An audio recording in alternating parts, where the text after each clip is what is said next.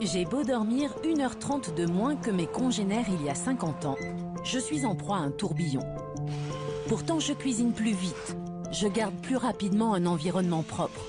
Mais comme 80% des Européens, je manque de temps. Alors que tout va plus vite, les transports, les communications, comme eux, je n'ai jamais eu autant le sentiment de courir après le temps qui file.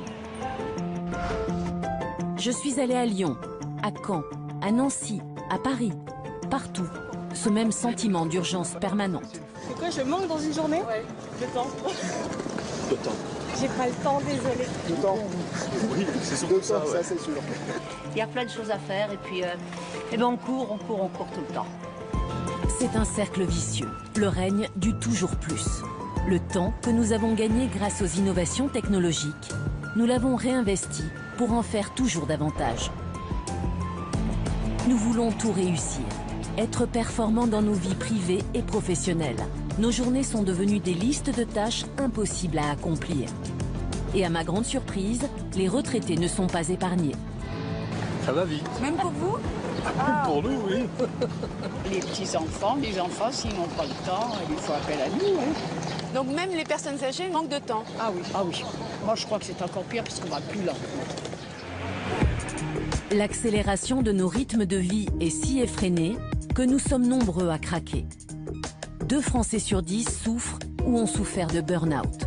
Notre consommation d'antidépresseurs n'a jamais été aussi forte. À traverser sa vie ventre à terre, à trop tirer sur la corde, elle rompt.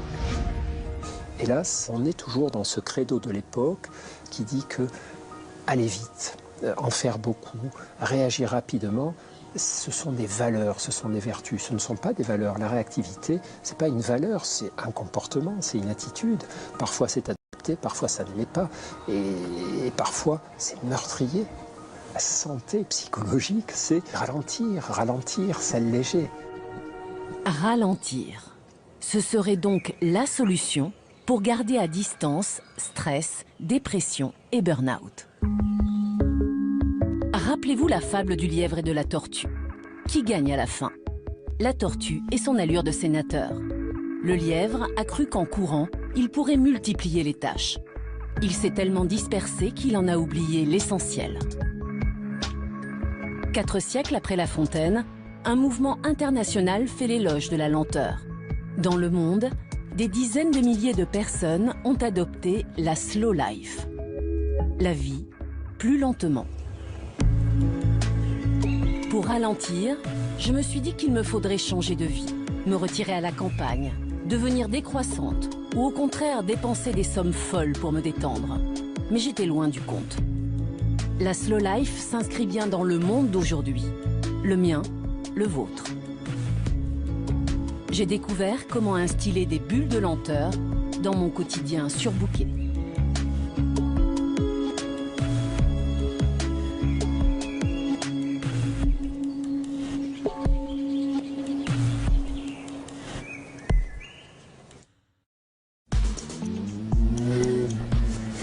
Ma plongée dans le monde du slow débute à 7h30 du matin.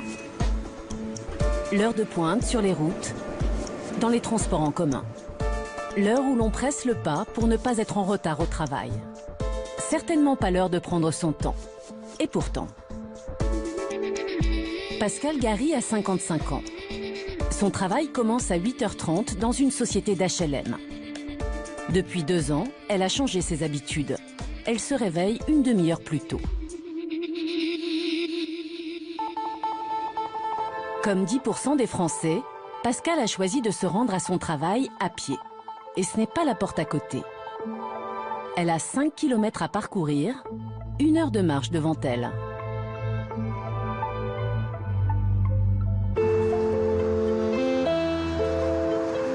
Je suis assez occupée, j'ai un travail un peu stressant. Et le fait de pouvoir prendre comme ça 1 heure avant d'aller travailler, ça me fait du bien. C'est un petit peu plus long que si je vais travailler en transport ou en voiture. Je m'offre un petit peu ce temps-là. Mais c'est pas du temps perdu parce que c'est un moment à moi, il se passe rien de spécial. C'est une bulle, c'est un moment à part. Mais c'est une bulle qui m'enferme pas. Je regarde les rues, les façades. Je regarde les arbres aussi. J'entends les oiseaux parfois aussi. Et puis le téléphone, je ne regarde pas mes messages et je réponds pas. Quand je vois ça, je préfère être là où je suis. Ça donne pas envie. Difficile pour moi de me lever plus tôt encore. Mais en 2 clics, je découvre que je peux m'offrir chaque matin cette bulle de lenteur. Pour me rendre de mon domicile à mon bureau, ce site m'indique que cela me prendra 13 minutes en voiture. Mais impossible de se garer. 21 minutes en métro. Et à pied, 21 minutes aussi. Marcher ne me demandera donc pas plus de temps. Et je peux même en profiter pour tenter d'effectuer les 10 000 pas nécessaires chaque jour pour être en bonne santé. Le marché ne passant jamais à côté d'une tendance, des applications me proposent de compter mon nombre de pas et les calories dépensées. Les yeux rivés sur mon téléphone, j'ai failli rater la pause café de 3 minutes que Pascal s'offre pendant sa marche matinale. Je compte pas le nombre de pas, je compte pas le nombre de kilomètres, parce que à ce moment-là, je ne suis pas dans quelque chose qui relève de la performance. Ça ne collerait pas avec l'esprit dans lequel je suis pendant cette marche.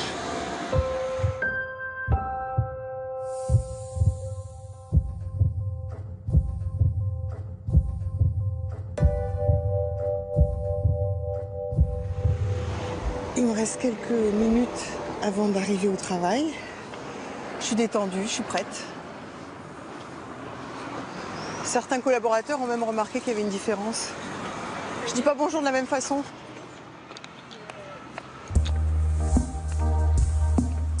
Une fois franchi la porte de notre lieu de travail, l'urgence est de tous les instants. Dans bien des métiers, il semble difficile de pouvoir ralentir sans paraître hors-jeu, discrédité. Le bien-être au travail, on en parle beaucoup, mais pour l'instant, ça reste trop souvent un effet d'annonce, une stratégie de communication. Pour envisager un temps de pause dans ma journée, mieux vaut directement sauter à la case déjeuner. Moi, mon déjeuner ressemble à ça. Un sandwich ou un plat vite expédié. Et ne me dites pas que je suis une espèce rare.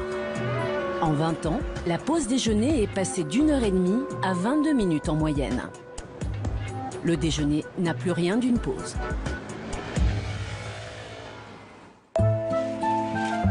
Avant de découvrir la slow life, j'avais vaguement entendu parler de la slow food.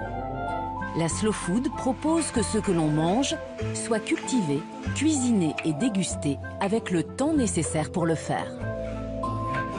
Sortis des grands repas de famille ou entre amis, nous perdons notre plaisir de nous alimenter. Pour nous reconnecter à notre corps, il faut prendre le temps de manger. C'est ce que le docteur Cocolle, nutritionniste, tente d'inculquer à ses patients. Audrey Bourguignon est infirmière dans un hôpital parisien. Infirmière, un métier sous pression, ses repas sont toujours expédiés. Alors racontez-moi cette alimentation un petit peu. C'est vrai que c'est plutôt la va-vite. Donc après, effectivement, on a tendance à se sentir plutôt lourd. Hein, parce que j'ai vraiment le sentiment de ne pas pouvoir digérer correctement. Parce que vous avalez, vous trouvez, ou vous mâchez dans le peu de temps qui vous est imparti? Je pense plutôt que j'avale, oui. Donc vous mastiquez pas forcément? Non, même quasiment pas du tout. Et si je vous interrogeais 2 heures après, est-ce que vous seriez capable de me dire le menu exact de ce que vous avez ingéré? Pas sûr. Ah ouais, donc c'est intéressant. Donc vous mangez de façon automatique. Donc vous remplissez là? Oui, je pense que oui. C'est plus par nécessité que par plaisir, là. D'accord. Il faudrait que vous puissiez manger plus lentement, donc il faut prendre du temps. 20 minutes en mastiquant, en broyant les aliments pour créer ce qu'on appelle le bol alimentaire. C'est-à-dire que l'aliment doit être entouré de salive. Ça donne le temps au cerveau d'analyser en temps réel ce que vous êtes en train de porter en bouche. Oui. Ça procure du plaisir alimentaire. Et je me sentirai moins ballonnée comme ça? Vous vous sentirez moins ballonné et vous pourrez même perdre du poids avec ça. D'accord. Simplement, sans faire de régime, c'est du comportement alimentaire. On est dans une époque zapping où on va trop vite dans les choses. Or, le temps du repas est un temps fondamental qu'on ne doit pas oublier. Et vous avez des méthodes pour qu'on puisse apprendre à mieux manger? Oui, par exemple, cette fourchette... Pour l'aider à ralentir, le nutritionniste lui propose d'utiliser une slow fork, une fourchette qui vibre lorsqu'on enchaîne trop vite les bouchées. Et à quel moment où on me signale que là c'est fini? Enfin non, c'est plutôt moi qui contrôle. C'est votre cerveau. La fourchette ne va pas vous indiquer la fin du repas. Bon, à voir. Audrey.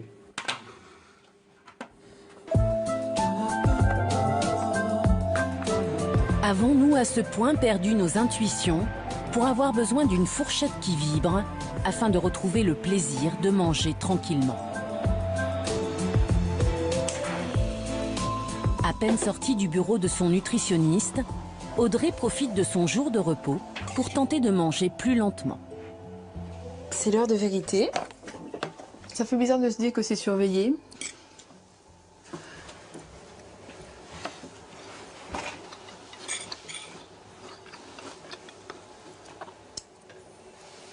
Ah. Bon, bah, j'ai déjà un rappel à l'ordre dès la première bouchée. C'est pas très sympa.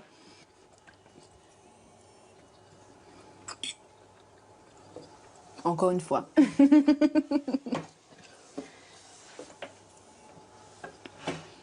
J'avais l'impression de manger vite, mais je n'avais pas réalisé que c'était autant. Je pense que ça va pas être facile en fait. Là, vous pensez plus au goût, à ce que vous mangez, ou est-ce que la fourchette vibre? Là, je fais plus attention à la fourchette, mais je réalise que j'arrive à mâcher un peu plus et ressentir un peu mieux la texture des aliments.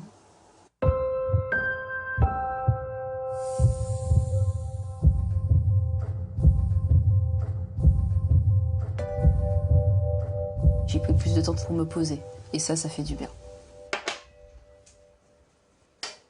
Avec ou sans fourchette, j'ai compris qu'il me fallait prendre plus de temps pour déjeuner. J'imagine que je pourrais même facilement allonger ma pause déjeuner en tapotant sur mon clavier ou en regardant défiler les infos télévisées. Mais je n'avais rien compris. Ces stimulations dans tous les sens sont l'inverse d'une bulle de lenteur. Il me faut être entièrement à ce que je fais, manger et rien d'autre. Ce travail sur l'attention, plus que sur le chronomètre, c'est le cheval de bataille du nutritionniste Jean-Philippe Zermati. On peut manger très lentement sans être attentif à ce qu'on mange. Et du coup, ça n'a aucun effet bénéfique. On peut manger lentement en faisant des mots croisés ou lentement en travaillant sur une tablette ou en regardant un ordinateur ou en regardant un film. Et ça détourne l'attention. Et sans l'attention, on perd le rassasiement.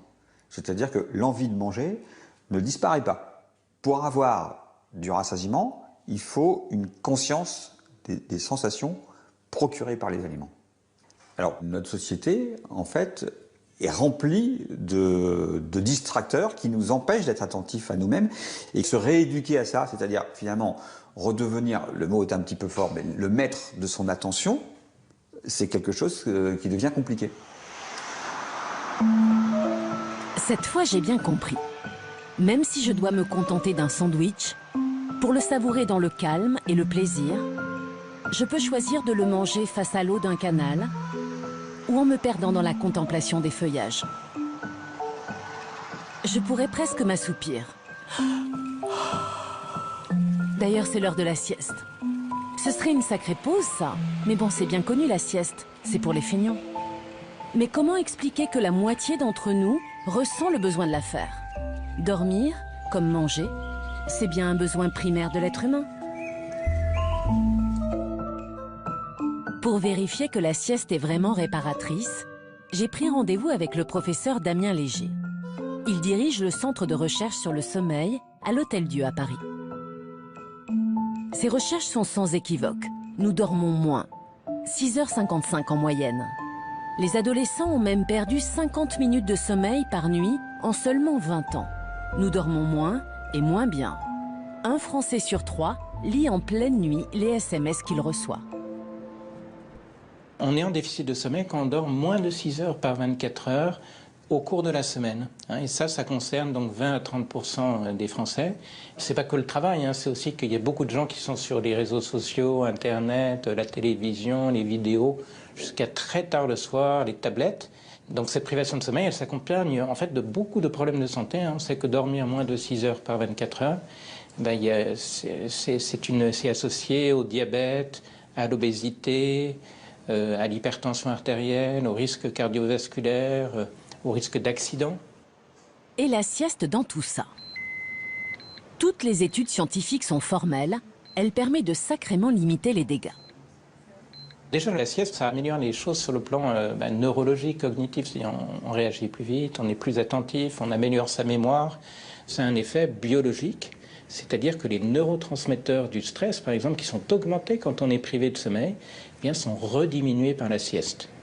Donc le stress baisse. Donc le niveau de stress baisse. Et d'autre part, le fait de faire la sieste, on voit sur le plan cardiovasculaire, ça diminue l'hypertension artérielle et la fréquence cardiaque. N'en jetez plus, je suis pleinement convaincue. Mais comment trouver le temps? La sophrologue Caroline Rome travaille en étroite collaboration avec le professeur Léger.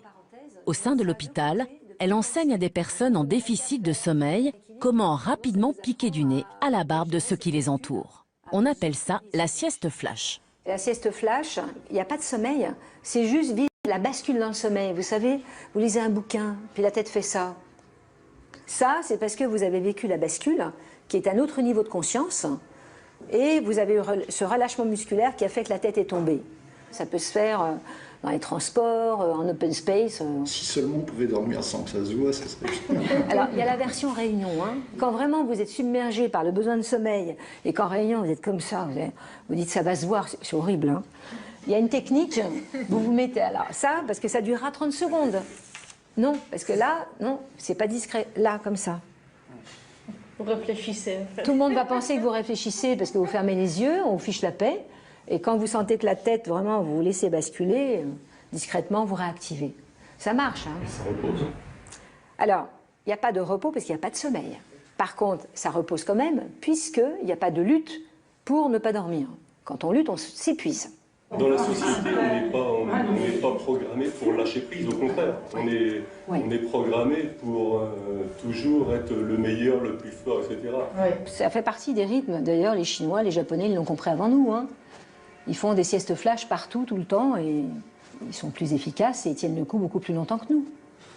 Donc, fermeture des yeux. En moins de 3 minutes, la sieste flash combat la somnolence. Mais la sieste vraiment réparatrice est un peu plus longue. La meilleure sieste, en fait, c'est une sieste de 20 minutes. On recommande vraiment des siestes de 20 minutes. C'est très récupérateur.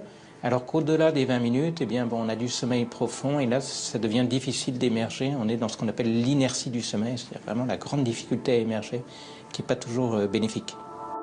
Le hic, c'est que comme la plupart d'entre vous, je ne dispose pas au travail d'un espace pour dormir. Et quand je vois que 5% des salariés européens utilisent l'abattant des toilettes comme oreiller, je me dis que je préfère continuer à bâiller. Mais ce besoin de dormir, certains y ont vu un marché. À Belfort, Marseille, Nantes ou Paris, moyennant quelques euros, je peux m'installer pour une vingtaine de minutes dans un bar à sieste. Cécile Henry en a ouvert un il y a 3 ans dans le quartier d'affaires de Lyon-Pardieu. Sa cible, les cadres sup. C'était un peu mon idée au départ en me disant c'est probablement les gens qui ont le plus de responsabilités qui sont le plus fatigués. C'est pas sûr. Et en tout cas, moi, ce que je constate, c'est que le stress et la fatigue sont extrêmement bien répartis dans la société. Ce jour-là, c'est en triporteur électrique qu'arrive le premier client, Benoît, plombier de son état. Je me préoccupe de la planète, je roule en électrique, je me préoccupe de mon bien-être, je fais la sieste. Bonjour. Bonjour Madame Henry. Voilà, et à votre droite. C'est un métier, l'artisanat, où il faut être concentré, notamment dans la plomberie, parce qu'on peut vite faire des bêtises et qui ont des conséquences importantes. Donc oui, je suis fatigué, en général, vers 13h, 13h30, je suis vraiment fatigué. Moyennant 9 euros, Benoît n'a aucune peine à s'endormir dans un vrai lit. Pendant ce temps, Cécile Henry accueille des clients qui ont du mal à lâcher prise. Elle leur propose une sieste guidée. On va essayer de reproduire en fait ce qui se passe naturellement lorsque vous endormez. Sophie, responsable informatique, est sujette aux insomnies. Avant de découvrir ce lieu, il lui est arrivé de se réfugier dans sa voiture pour grappiller quelques bribes de sommeil. La nuit, si j'ai une insomnie, le fait de me dire je j'aurai la possibilité demain de faire une sieste, me détend et souvent m'aide à me rendormir. Donc on va tendre un bras avec le pouce levé et puis on va venir le suivre du regard au fur et à mesure que vous le rapprochez du front. Au moment où votre pouce arrive au contact de votre front, vous pouvez fermer les yeux, relâcher le geste. Je vais porter mon attention sur ma respiration, où je respire, où ça respire en moi.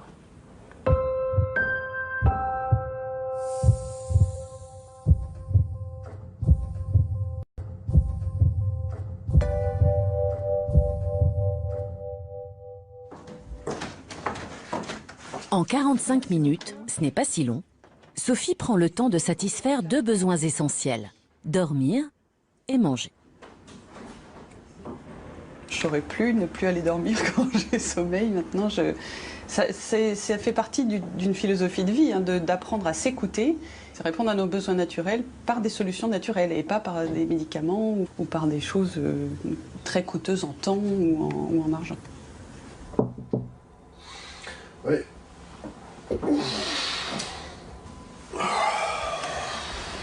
Les journées avec sieste ou sans sieste, ça ne sont pas les mêmes journées. C'est-à-dire que c'est beaucoup plus confortable quand on a pu faire la sieste. Et on pourrait dire qu'on perd du temps à faire une sieste, etc. Mais je sais que j'aurai une après-midi plus productive.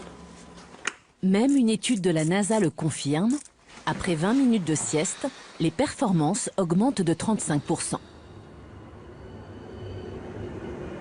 Et voilà, prêt à l'action. Je vais me reconnecter, parce que j'avais complètement déconnecté, et je suis reparti. Dès le réveil, comme 80% d'entre nous, Benoît rallume son téléphone. Oui, les affaires reprennent. Jusque-là, je n'avais pas vraiment réfléchi au temps que je passe avec mon téléphone. Mon smartphone est devenu un prolongement de ma main, une sorte de greffon, pas vous? En un sens, je l'adore.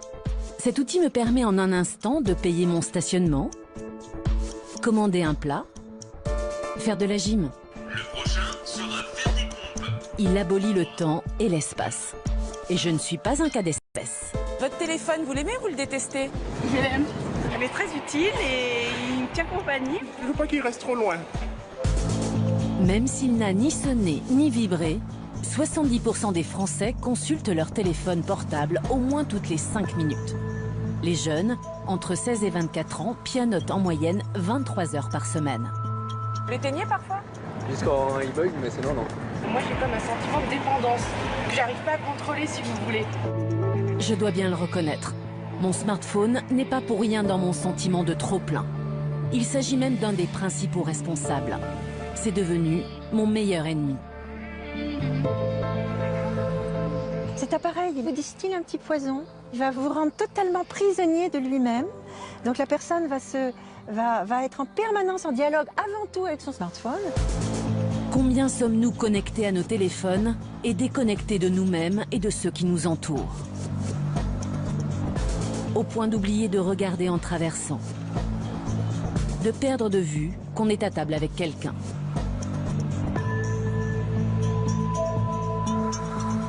C'est allé trop vite, c'est allé beaucoup trop vite et nous ne sommes pas encore capables de faire preuve d'un bon usage, d'un discernement, c'est-à-dire tirer le meilleur de ces outils en respectant nos capacités biologiques, nos capacités psychologiques. On prend tout, on avale tout, on mange tout, on réagit à tout. C'est pas du tout une bonne idée. David Lajarge est forcément connecté puisqu'il travaille dans la communication numérique. Mais l'an dernier, à cause de son hyperconnexion, il a réalisé qu'il perd des pieds dans sa vie personnelle et professionnelle.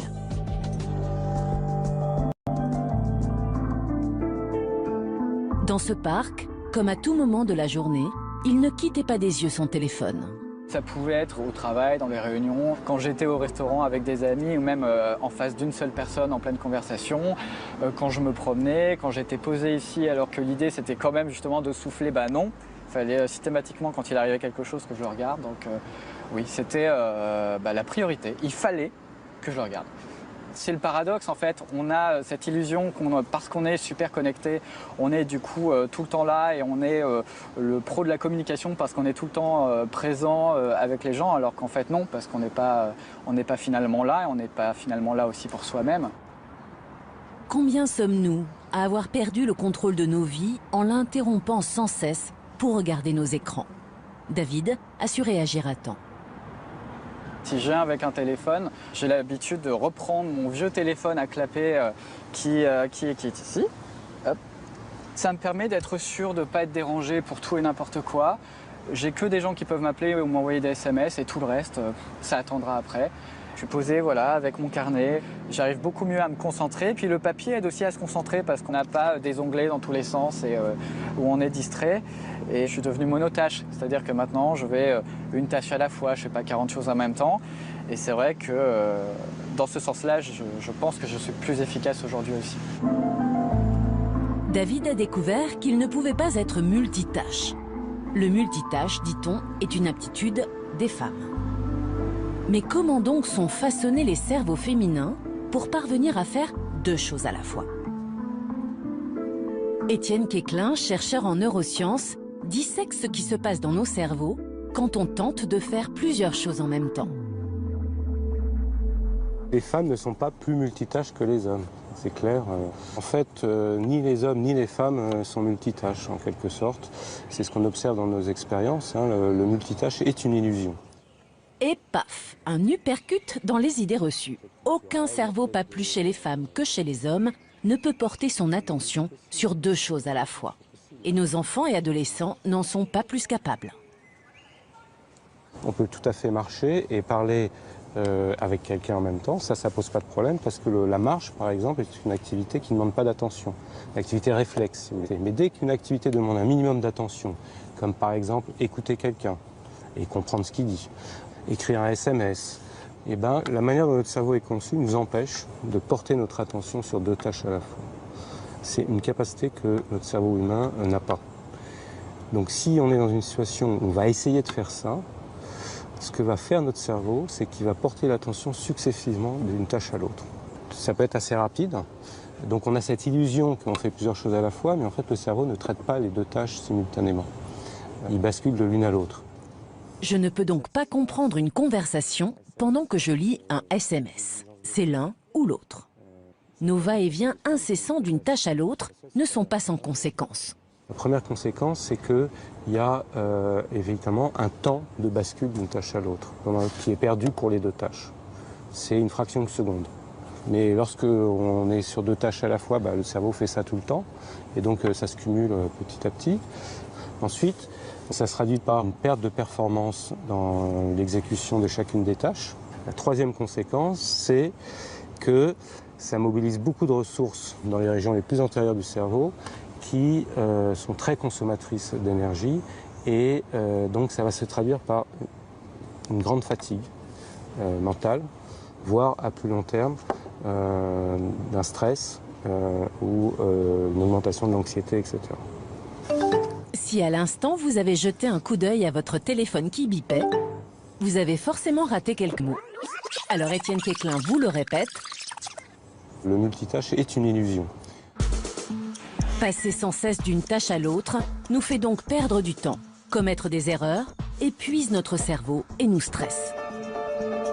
David Lajarge a eu le déclic à temps. Il lui fallait arrêter de cliquer tout le temps. Malgré son travail, où les écrans sont incontournables, il a réussi à mettre en place toute une série de garde-fous. La première chose que j'ai faite finalement, elle paraît toute simple, hein, mais elle est redoutable, c'est que j'ai acheté un réveil. J'en avais pas. Je me réveillais comme la plupart des gens avec mon smartphone.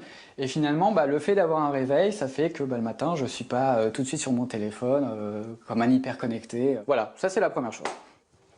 David a aussi fait une vraie purge dans ses écrans.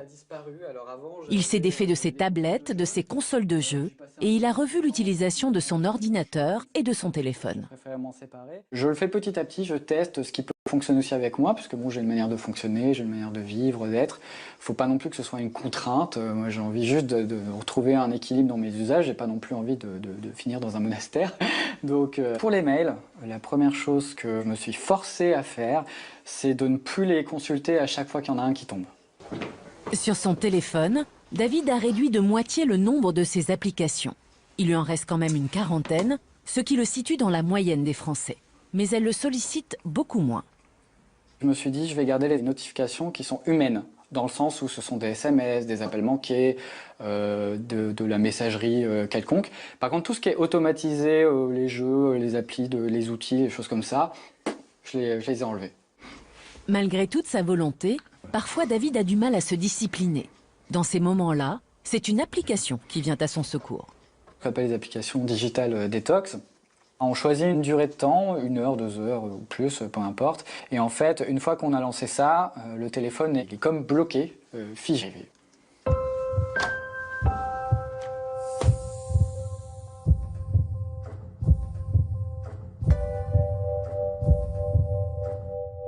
J'ai gagné du temps, c'est tout bête, hein, mais vu le temps qu'on perd à papillonner un peu dans tous les sens, on gagne du temps. Et avec ce temps, ça m'a permis de regagner tout ce que j'avais perdu, c'est-à-dire passer du temps avec mes amis, passer du temps avec ma famille, même avec mes collègues, hein, tout bêtement, puis aussi avec moi-même.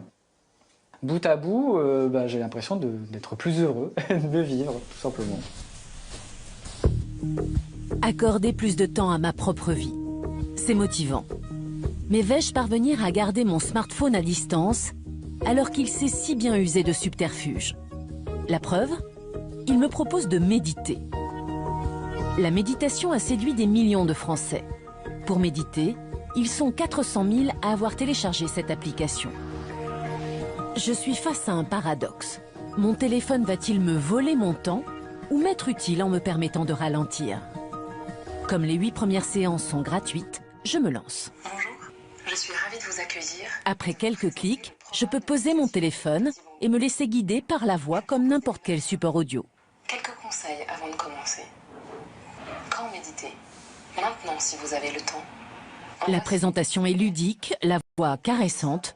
Moi qui avais l'image d'une activité austère, je me dis que les experts en marketing connaissent bien leur métier. Quelle réflexion vous inspire cette histoire? Avant de m'engager plus avant, je préfère m'assurer que je ne risque pas, encore une fois, d'être piégé par de multiples sollicitations sur mon téléphone. Pour ça, je rencontre Benjamin Blasco, l'un des fondateurs de l'application.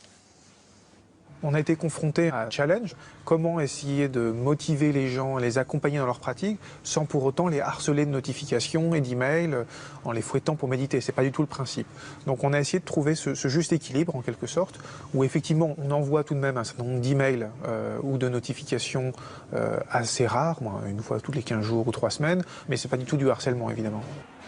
Je devrais donc pouvoir garder le contrôle. Mais j'ai une autre inquiétude. Est-ce que je ne risque pas d'être embarqué dans un monde ésotérique ou religieux? À vous de jouer maintenant. La méditation qu'on propose, c'est de la méditation de pleine conscience, qui est une pratique qui est complètement laïque. En fait, l'historique est effectivement des racines bouddhistes, mais ça a ensuite été pris par des médecins, notamment aux États-Unis, qui l'ont complètement simplifié, laïcisé, dépouillé en quelque sorte de toute la partie un peu religieuse. On n'a pas besoin de croire à quoi que ce soit.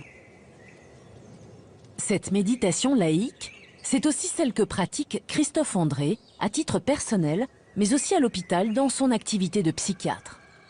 C'est quoi le mécanisme? C'est juste, soyez présent à votre vie. Sentez-vous vivant. Écoutez, regardez, arrêtez-vous de faire et soyez. Sortez du mode faire, rentrez dans le mode être. Pratiquer ce type de présence éveillée et non réactive au monde a des vertus guérissantes et thérapeutiques. Le faire régulièrement, évidemment, hein, c'est comme le sport, c'est une activité régulière, améliore notre immunité, améliore nos capacités attentionnelles, rééquilibre nos émotions. Mais comment parvenir à dégager un moment pour méditer dans ma journée surbookée? Ce sont les bienfaits de la méditation sur la baisse du stress qui ont convaincu Amélia de se lancer. À 32 ans, comme toute jeune mère de famille qui travaille, sa vie est chronométrée. Pour cesser d'être débordée, Elle médite depuis un an via son smartphone. Son abonnement lui coûte 5 € par mois. Dans la journée, on est sollicité de toutes parts et l'esprit est sans arrêt en train de penser à ce qu'il y a à faire, à ce qu'on aurait dû faire. Et en fait, la méditation, ça permet de juste stopper un peu le flot de pensée et se poser un moment. J'imaginais qu'on ne pouvait méditer que dans le calme. Mais Amélia médite dans les transports, jusqu'à son domicile en banlieue parisienne. Il lui suffit de lancer une séance sur son téléphone. Ça fait partie de la méditation d'avoir du bruit autour de soi. C'est pas du tout rédhibitoire, bien au contraire. On prend conscience des bruits autour de nous, ça fait partie de ce qu'on appelle la pleine conscience de l'instant présent. Ouvrez-vous maintenant aux sons et aux odeurs autour de vous. Essayez de tirer profit des mouvements du train plutôt que de lutter contre eux.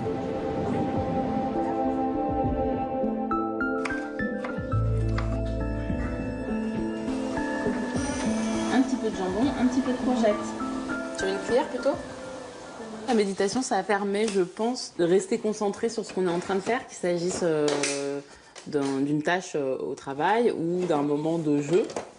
Quand je suis en train de jouer, même si mon cerveau va m'amener à penser à la suite de la soirée ou à ce que je dois faire demain, je vais plus facilement me dire « Ok, c'est pas grave, demain c'est demain, maintenant c'est un instant à vivre tout de suite, quoi. Donc on verra plus tard. » Ça fait 10 ans que je suis avec mon mari, donc il a un certain recul sur l'évolution de ma personnalité. Il me dit que je suis plus calme, globalement.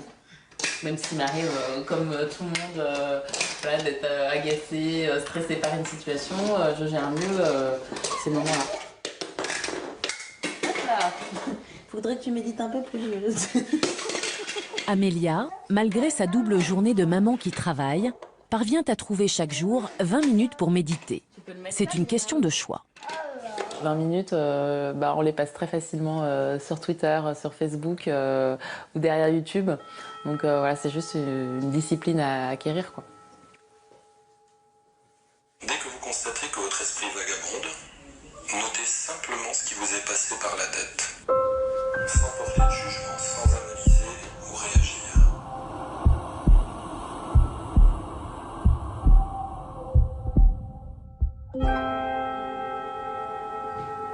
Amélia a réussi à s'accorder 20 minutes par jour pour méditer.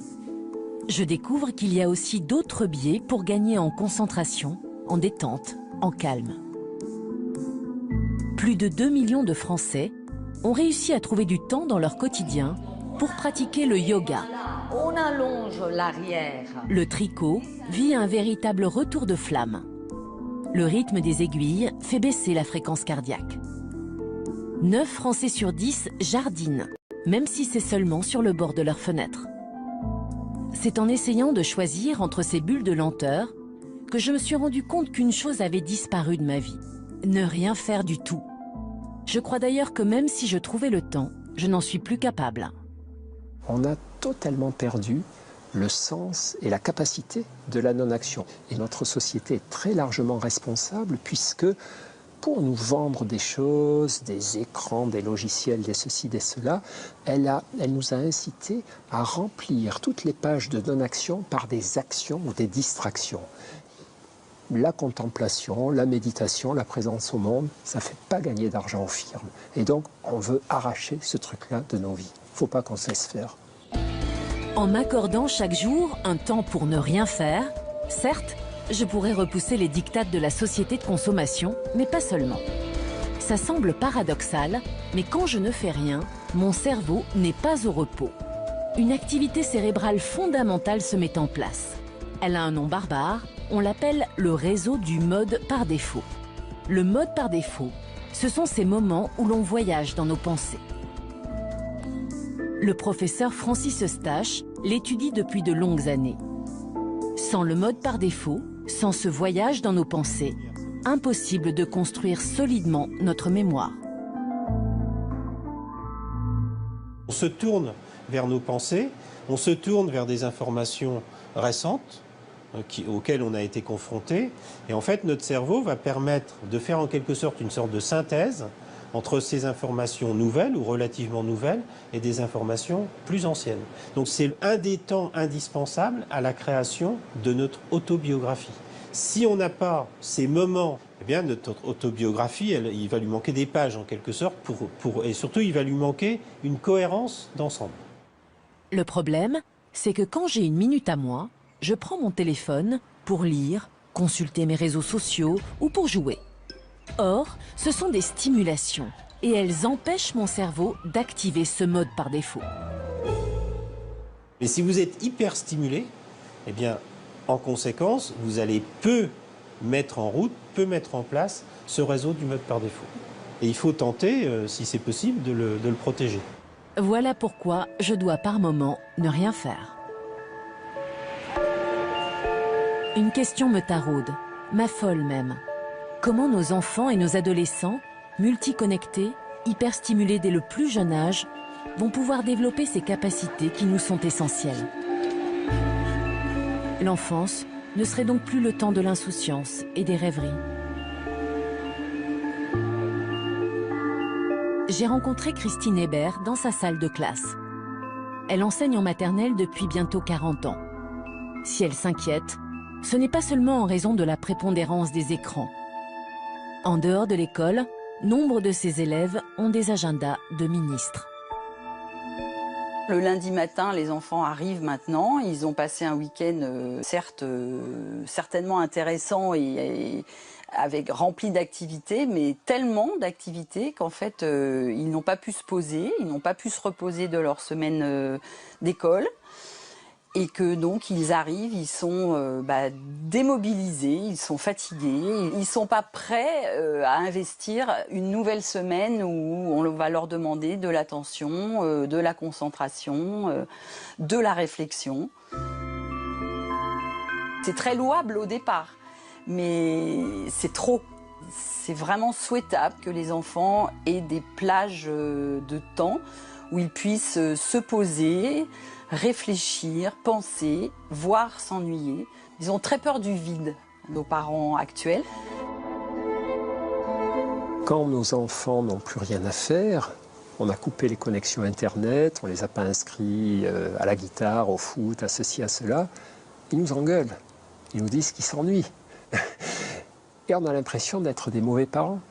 Mais si nous abandonnons nos enfants à cette société qui mercantilise leur capacité attentionnelle, eh bien, nous les abandonnons à des troubles de l'équilibre émotionnel, des troubles de l'attention, malheureusement des tendances à l'insatisfaction, à la difficulté à être heureux, à être bien, à parler avec les autres humains. Cette accélération du rythme de leurs enfants, de plus en plus de parents en prennent conscience. Ils décident d'adopter le slow parenting, ou comment recréer des bulles de lenteur pour nos rejetons. Dans la ville de Poissy, Véronique est la mère de 4 enfants âgés de 12 à 17 ans.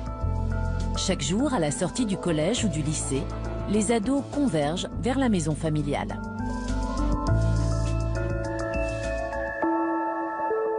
Pour nous, ralentir, c'est au moment où on franchit le seuil de la maison. On va pouvoir souffler et aussi se ressourcer. Hein, Antoine? Pour lui, c'est vital, il le réclame d'ailleurs. Ne pas tout de suite enchaîner en rentrant sur autre chose. Pour que chacun puisse avoir le temps de se poser, dans la famille, les activités ont été limitées. Antoine a arrêté le kung-fu et la clarinette. J'aimais beaucoup mes activités, mais après je m'en rendais compte.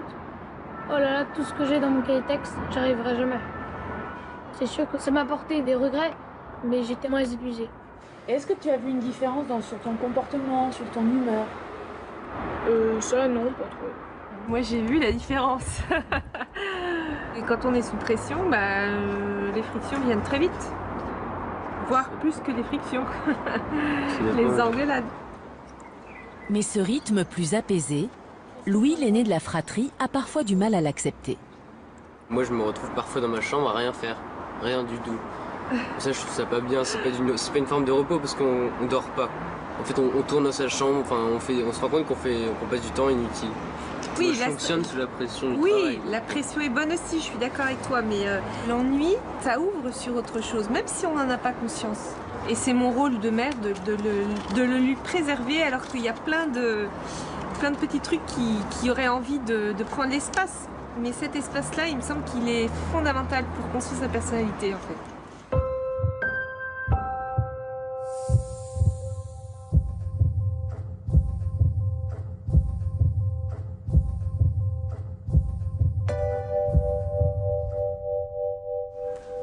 L'usage des écrans est évidemment limité. Hormis pour le travail scolaire, pas plus d'1 heure d'ordinateur et seulement quand il n'y a pas classe. Le téléphone portable, dans la famille, ce n'est pas avant 15 ans.